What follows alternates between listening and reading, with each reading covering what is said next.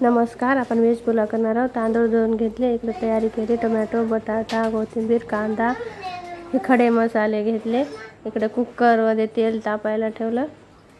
हे मसाले हे तर तिखट, मीठ, हळद। आता याच्यामध्ये जिरं मोहरी टाकून घेऊया। जिरे तडतड आले की खडे मसाले टाकू, धने, दालचिनी, लवंग।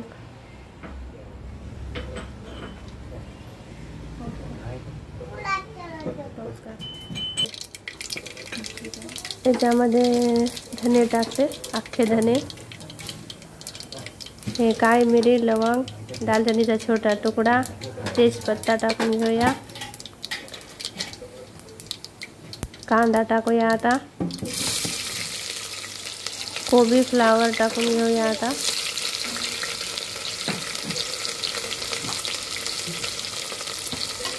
कोबी फ्लावर टाकून घेऊया।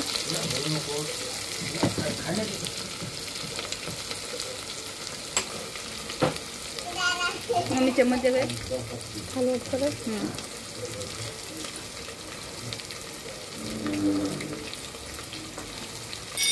त्याला फ्राय करून घेऊया तेलामध्ये व्यवस्थित।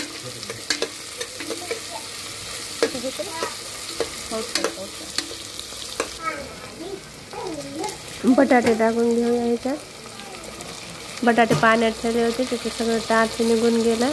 बटाटे टाकून शेंगदाणे टाकून घेऊत, लगेच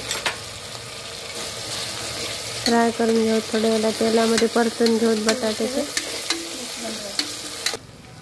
शेंगदाणे टाकून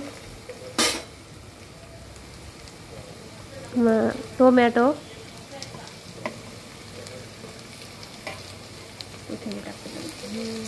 कोथिंबीर टाकून घेऊत। आता लगेच कोथिंबीरीचा छान सुगंध येते पुलावला।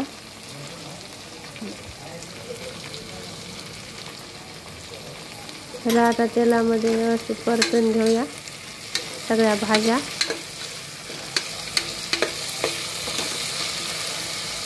आता अगोदर आपण खडे मसाले टाकले, आता हे पावडर टाकूया। धने पूड, जिरे पूड, बिर्याणी मसाला, लाल तिखट थोडंसं, हे सगळं टाकून याला व्यवस्थित परतून घेऊया। आता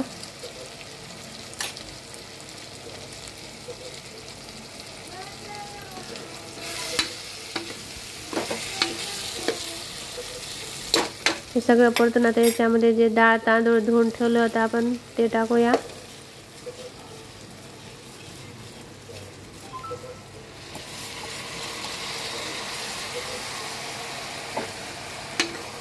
त्याला व्यवस्थित परतून घेऊया तांदूळ। तांदळाला सगळ्या भाज्यामध्ये व्यवस्थित फ्राय करून नंतर ह्याच्यामध्ये पाणी टाकूया।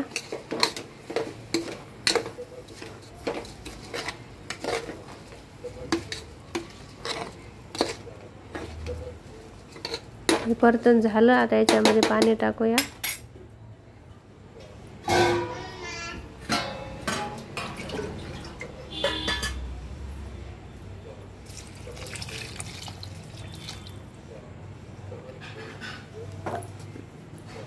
आता आपल्याला मीठ राहायला टाकायचं। ह्याच्यामध्ये आता मीठ टाकूया, चवीनुसार मीठ टाकून घेऊया।